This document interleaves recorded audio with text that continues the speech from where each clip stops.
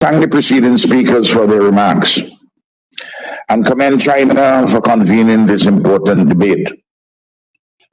As a small country whose continued peaceful existence depends on the norms and principles of international law and the multilateral system in which these tenets are enveloped, St. Vincent and the Grenadines places particular emphasis on today's discussion. This foundational principle is applicable to and for all states, large and small, in every part of the world. Commandis, bullying, or threatening behavior by any state in relation to another is antithetical to this precept and portends dangerous consequences for all. Last September, we commemorated the 75th anniversary of this treasured institution. We celebrated too the many successes and achievements realized in our collective quest for peace and prosperity. Yet there is still much more to be done and to be ever more focused, creative, and relevant in these complex and changing times. The COVID-19 pandemic has laid bare the reality that a renewed multilateralism remains an urgent moral, political, and existential imperative, undergirded by the UN Charter principles of sovereignty, territorial integrity, and political independence. Amidst the severe health, socioeconomic, political, and security implications of COVID-19, states are required to contend with the ever-intensifying hazards of climate change, the continued spread of terrorism and organized crime, increased hunger and acute food security, political polarization, disinformation, and hate speech, the escalation of ethnic and intercommunal tensions, and in far too many contexts, conflict and mass human displacement. These contemporary challenges are inextricably interconnected, and they will not be successfully addressed by any short-sighted, unilateral, or military means. To the extent that many of these issues stretch across borders and more easily overwhelm the limited capacities of vulnerable states, effective and coordinated multilateral action is an essential condition for any sustainable solution. Only a comprehensive whole-of-system approach would suffice in addressing the peace and security, developmental and humanitarian concerns of the affected states.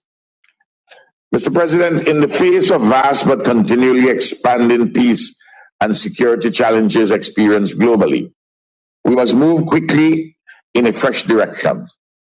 Bold and innovative steps are needed to alleviate human suffering, especially in conflict-affected settings. Capacity building and development assistance should be scaled up, and national ownership over peace and political processes strengthened. Practical, inclusive, people-centered, and climate-sensitive solutions ought to be developed and implemented in line with national needs and priorities and in accordance with the Sustainable Development Goals. It is necessary and desirable that all states must work together constructively and within the framework of international law, with the support and assistance of the United Nations and relevant regional and sub-regional organizations to achieve this vision of a more peaceful and prosperous world. When disputes do occur, they ought to be settled amicably and equitably through dialogue, diplomacy, mediation, and other participatory approaches, rather than through unilateral or coercive means. There can be no substitute for trust and mutual respect. Any deviation from these universally accepted norms, wheresoever and by whomsoever committed, severely undermines the ideals of multilateralism embodied in the UN Charter. St. Vincent and the Grenadines reiterate its commitment to these guiding principles. To conclude, Mr. President, let us all be reminded of our forebears' vision of unity and solidarity as they fashioned this United Nations system. As we seek to confront the unique and complex challenges of the 21st century, including a sustainable recovery from the COVID pandemic, which, as we all know, has already destroyed far too many lives and livelihoods, the extant circumstances demand the presence of a renewed and effective multilateralism, steeped in the virtues of inclusivity, equality, and justice, and guided by the principles of international law. We cannot remain separated by narrow interests or be divided in purpose. We must work in committee even more together, urgently and resolutely, to realize peace, security, and development for all of humanity. I thank you.